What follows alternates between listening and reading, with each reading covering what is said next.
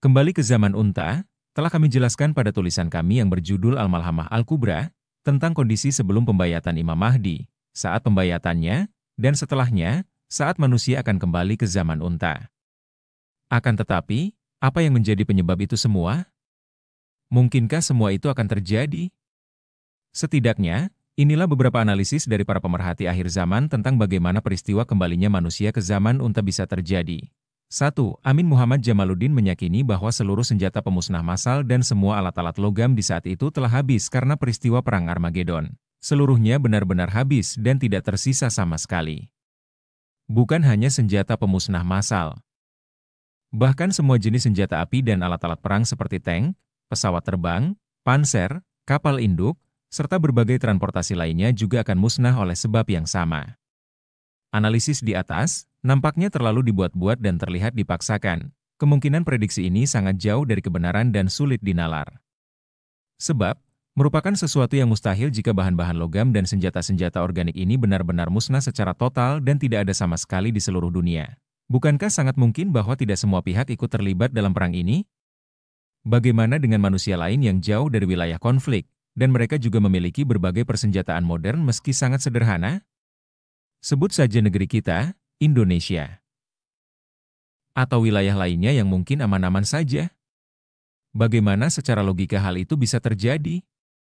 Bahkan, sebelum terlalu jauh membuat asumsi tentang Perang Armageddon, mencari kesimpulan yang sesungguhnya dari hakikat Perang Armageddon sendiri masih menjadi misteri.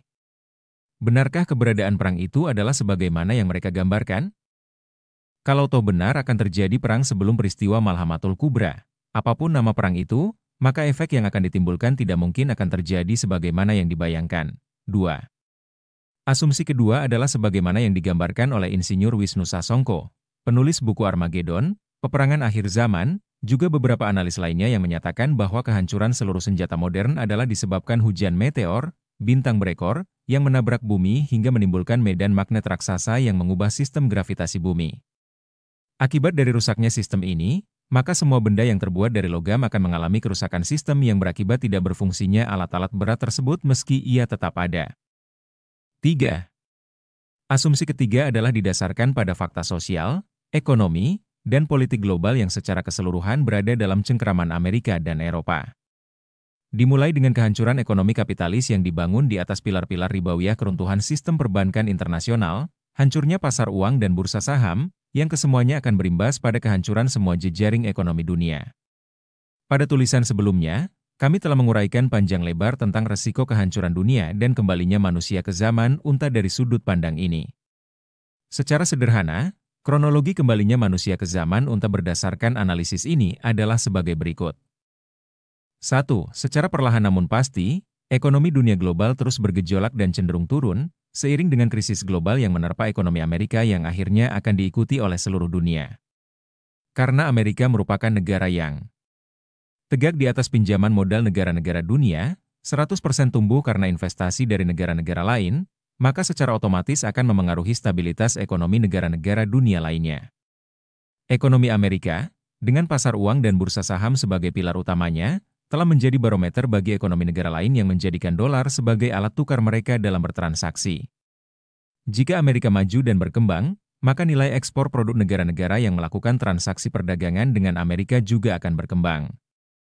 Sebaliknya, jika ekonomi Amerika melemah maka secara otomatis akan mengganggu ekonomi lainnya. 2. Ketika Amerika pada waktunya jatuh pada jurang kebangkrutan total dengan beragam sebab yang telah banyak dijelaskan, maka seluruh perekonomian dunia yang tersangkut dengan jejaring ekonomi Amerika dengan sendirinya juga akan terkena imbasnya. Ketika Amerika tidak lagi mampu membayar hutang-hutangnya kepada negara-negara donor, berarti terjadi stagnasi ekonomi negara tersebut yang juga akan berimbas pada angka pengangguran yang tinggi. Efek berikutnya adalah berhentinya seluruh sektor industri, baik sektor real maupun perbankan. Pabrik-pabrik sudah tidak lagi mampu beroperasi karena tidak adanya suntikan dana dari lembaga keuangan dan terjadinya gagal bayar dari para pengguna produknya. Tidak ada di antara mereka yang bekerja untuk mengoperasikan mesin-mesin berat itu atas inisiatif pribadi atau dorongan hati yang ikhlas. Seluruhnya akan bekerja sesuai dengan SOP, standar operasional prosedur, yang telah ditetapkan oleh perusahaan tempat ia bekerja. Dengan demikian, Ketika negara yang bersangkutan mengalami kebangkrutan ekonomi hingga tidak lagi mampu membayar biaya dan gaji para profesional itu, dengan sendirinya mesin-mesin produksi mereka akan menganggur tidak ubahnya seperti besi tua. Dari sinilah proses berhentinya produksi seluruh kebutuhan pokok dan sekunder manusia mulai terjadi. Dengan sendirinya, fenomena di atas menjadi indikasi kehancuran ekonomi kapitalis yang seluruh manusia saat ini masih terus tergantung padanya. 5. Ketika kondisi seperti itu terus berlangsung selama bertahun-tahun lamanya, maka teknologi modern yang dimiliki oleh manusia tinggal sejarah dan kenangan masa lalu. Manusia terpaksa menggunakan teknologi manual untuk mempertahankan hidupnya. Fase itu menandai dimulainya kehidupan secara manual. Bahan bakar minyak dan energi sudah tidak lagi ada yang menjual, karena tidak ada yang memproduksi. Listrik juga terputus, kantor pelayanan masyarakat, bank, instansi pemerintah, PLN dan yang lainnya, sudah tidak lagi melayani kepentingan publik. Tentu saja itu akan berimbas kepada barang-barang elektronik rumah tangga yang juga dalam sekejap menjadi tumpukan besi tua yang tidak lagi dapat digunakan. Sekali lagi, inilah fase saat teknologi transportasi akan kembali kepada kuda, unta, dan sepeda kayu atau gerobak dorong. Dari beragam analisis di atas, nampaknya penjelasan kedua dan ketiga itulah yang kemungkinan menjadi penyebab utama. Bahkan kedua-duanya akan saling menyempurnakan kehancuran dunia. Kehancuran ekonomi dunia global juga akan semakin diperparah dengan datangnya 3 tahun kekeringan ekstrim sebelum kemunculan Dajjal.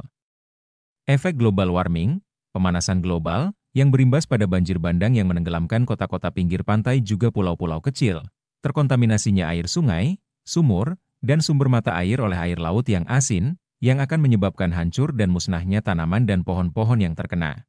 Juga meningkatnya virus dan bakteri secara kuantitas dan kualitas yang berimbas pada wabah penyakit, semua itu semakin memperparah keadaan.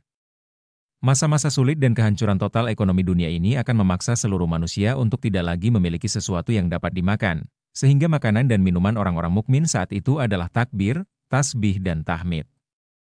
Kemudian, jika melihat Nas yang mengisahkan pertempuran di Amak dan Dabik saat Malhamah Kubra terjadi, kita menemukan beberapa isyarat yang sangat jelas bahwa perang itu benar-benar tidak menggunakan senjata modern. Di antara isyarat tersebut adalah 1. Perang dilakukan secara berhadap-hadapan, hal itu sebagaimana yang jelas disebutkan dalam riwayat di atas, apabila mereka telah berbaris dan berhadap-hadapan untuk berperang. Posisi kedua pasukan yang seperti ini nampaknya tidak akan kita temukan dalam gaya perang modern. Strategi seperti ini hanya akan kita dapati dalam perang-perang kolosal macam The Lord of the Ring Triad, The Message, Satria Madangkara, dan lain-lain. Perang dengan menggunakan senjata canggih dan rudal-rudal jelajah jarak jauh tidak mengharuskan kedua belah pihak berbaris dan berhadap-hadapan. Keduanya cukup bersembunyi di sebuah tempat yang tidak bisa dijangkau oleh pasukan infanteri musuh, bahkan penunggang kuda sekalipun. Dari jarak ratusan kilometer, mereka bisa dengan mudah meluncurkan rudal, juga mengendalikan bom-bom pintar dengan sistem penginderaan canggih via satelit.